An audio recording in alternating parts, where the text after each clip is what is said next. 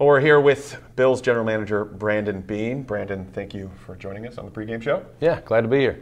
Well, this is, of course, a very unique preseason for the Bills in general because it is the highest they've ever taken a quarterback, as you well know by this point in time. Josh Allen was the guy that you guys selected. And really, his progress is what has had Bills fans talking throughout this entire preseason. From that perspective, what have you seen from Josh? How has he grown from the time you got him in the door to where he is right now? I think he's just he's feeling his way. You know, it takes time as a rookie to. They've never been in pro ball, and obviously the jump from Wyoming to the NFL. There's not a lot of players in the league that come from a school like Wyoming, but Josh is really. He's comfortable in his skin, he's confident. He was a lot of that there, but now he's figuring out the daily routine and what's expected, what veterans are like. And, he's starting to assert himself even more. But he's aware that he's a rookie, so he doesn't want to step on toes. But you see him more confident. Hey, let's go. We got this. Or patting the guy on the back. We got this. Let's go. He's not worried about, oh, should I say anything to this veteran or not? And that's what you like to see, a guy who knows, who's comfortable in his own skin. I think that all comes from experience and his play.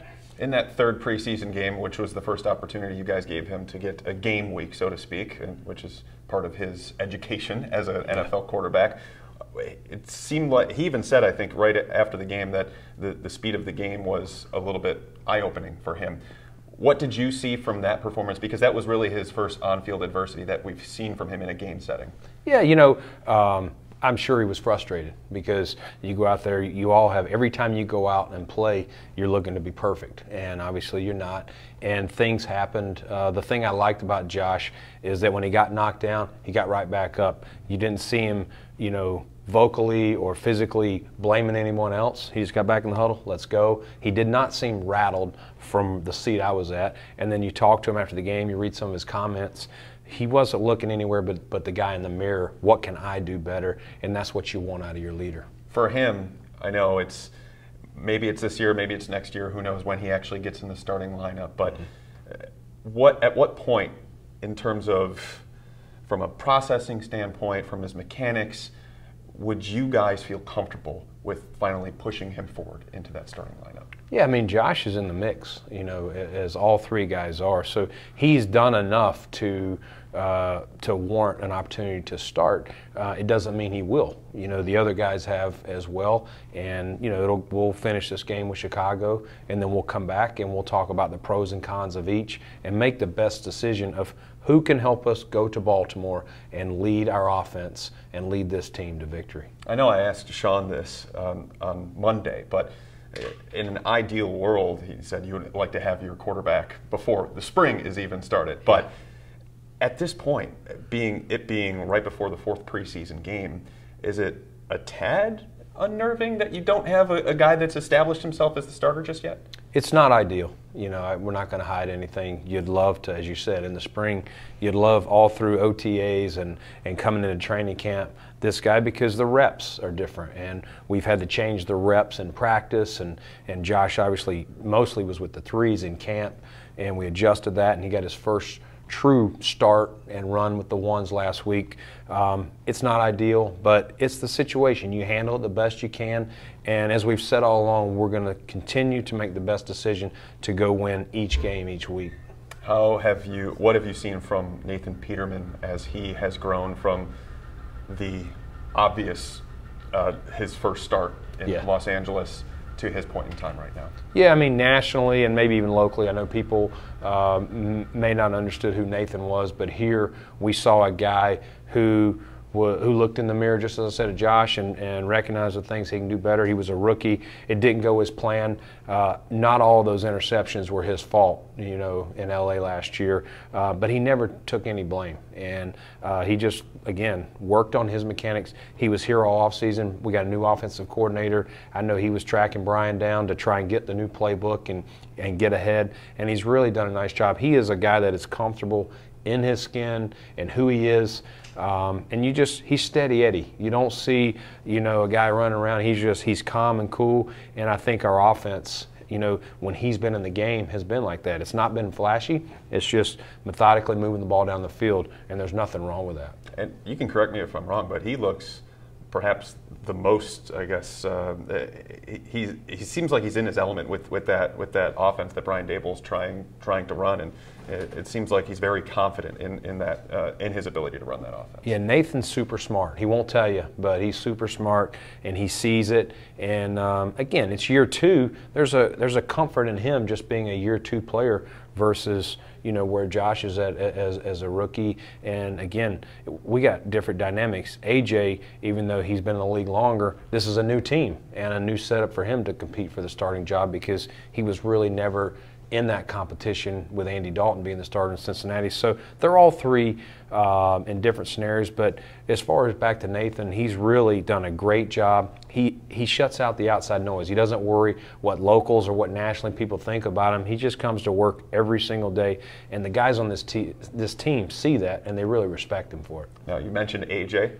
Just a quick question on him. Where does he currently stand with the Bills coming off the injury and potentially getting some time in the fourth preseason game? Yeah, we had hoped to be able to play him in Game 3, but the docs just said we'd be better off to just give him a couple more days to rest. So he's throwing again, and he will definitely be on the field, barring an unforeseen circumstance. He'll be out there against Chicago on Thursday, and then we'll evaluate that and come back and start formulating what the order will be as we prepare for Baltimore. Now, when I know it's a very it's obvious to talk about quarterbacks and quarterbacks only, but you do have other positions on the roster. I'm sure you know. One player you brought in, Corey Coleman, the wide receiver, brought him in for a 7th-round pick in 2020. Yeah. How has he adapted to life with the Bills, and how has he acclimated himself to this offense? He's trying. It's totally different than what, every team has their own nuances, a different offense, different system. But so it's not easy. In fairness to him, it's hard to come in, a couple weeks into training camp right before we were playing that first game against Carolina and be ready to roll. But he's getting better. He's getting more comfortable. He's a guy that uses his speed and his explosiveness. I think the more he gets the grasp of the offense and the position, you'll see his speed pick up. If you're at whatever position you are, if you're thinking too much, you're not playing at 4.4 or 4.5, whatever your speed is. And I think that's partly where Corey's at. He's still learning things.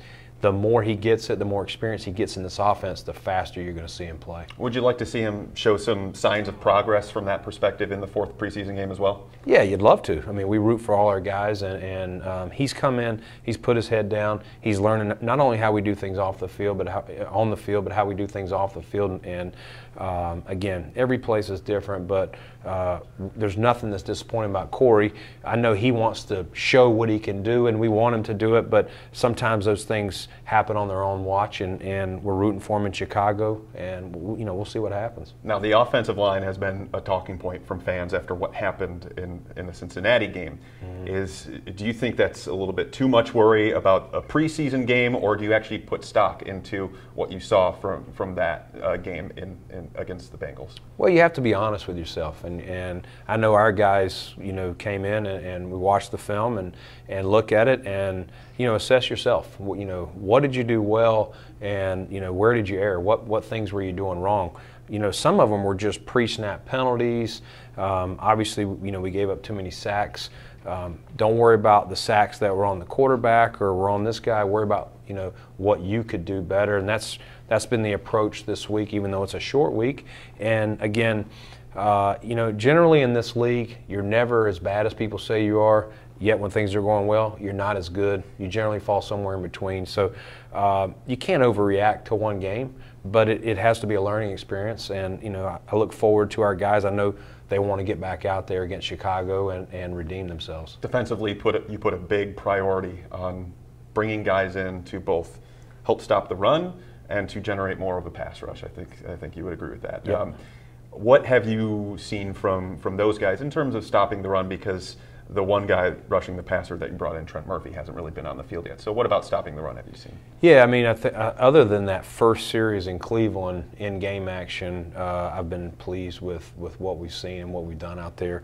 Obviously, Starr was the big piece that we added there to bolster the run D. But you mentioned Trent. I know Trent's been frustrated. We've been having to hold him back.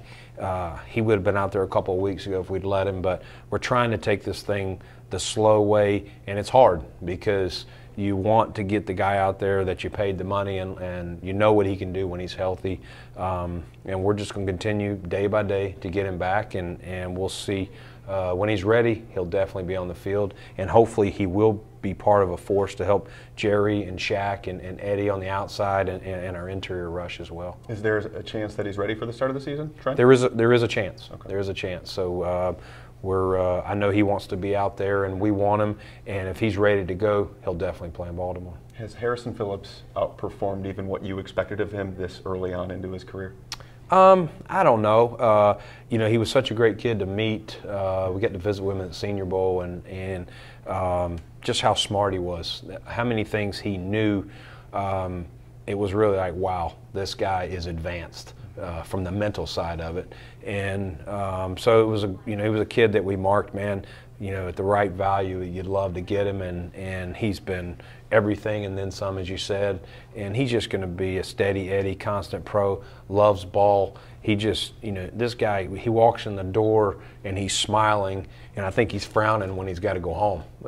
And that's what you love. It reminds me of, you know, of a Luke Kuechly in Carolina. It was the same way. You got to kick him out of the building, and Harrison's wired very similarly. Did you expect him to be this versatile this early on? Because I know you guys kind of pegged him as a one-tech with, you know, maybe he could play the three technique, the get up the field type, but it seems like he's really assimilating well to that role as well. No, I think he is. He is versatile. You know, position one is probably a one-tech still for him, but he's versatile enough to move over there depending on what the personnel is in the game. And to be versatile, not only do you have to physically have the talents, you got to mentally know what you're doing. And Harrison, you know, again, he's super smart, and he plays like a vet. He's got that instinct and the smarts to just go out there, and you can put him wherever you want. Tremaine Edmunds, I know he's probably pretty critical of himself over what's transpired in the preseason, but it's also seemed like he's slowly crept up and gotten a little bit more instinctive, trusting what he's seeing a little bit more. Is that something you would say that you've seen from him, and where does he go now as a 20-year-old middle linebacker starting in the NFL? Yeah, I think you said it there. I think expectations for him were unfairly too high, and people are looking for him to make every play. Mm-hmm. And let's remember, this guy's a rookie. It takes time. He's the quarterback of the defense. Everybody, you know, is given more leniency to the quarterbacks, you know, all, you know, the three that we've got here. And I think they're not realizing as well that this guy, he not only has to worry about what his assignment is, he's got to worry about the other 10 guys and the adjustments, the audibles, anything like that. He's out there making those checks. And, you know, we got guys like Lorenzo that are trying to help him, but Lorenzo's not always on the field. So that's not easy. And you said it, a 20-year-old, he's only going to get better in time as he gets settled. And again, college offenses that he's used to seeing, we don't see that in the pros. So he's seeing different pull schemes and things like that. So he's just learning what his keys are. And I think you saw the beginning of that this week, that he will play faster and faster the more experience he gets. So again, he's not there. He's still going to have some bumps in the road as the regular season starts, as people start game planning for him. But he'll figure it out. And I think the second half of the year, you'll see a guy who's really starting to take off and understand what he sees every week, you know, from opponents. Lastly, what are you hoping to accomplish in this fourth preseason game? Because not a lot of the starters are going to be out there, I would assume. Yeah. So what can you take away from this game? I think you can take away that the guys that do play, you know, some starters definitely will be held out, but the guys that do play, how do they compete? How do they play? You know, just how do they gel? There's guys fighting for roster spots, and there's still things on the line. There's guys fighting. Maybe they're not going to make the 53, but we're deciding which guy we'd rather have on the practice squad or not. So there's a lot left to be decided in this game, and we're looking forward to seeing how they play versus the Bears. Very good. Brandon, thanks so much. Thanks, Joe. We'll be right back.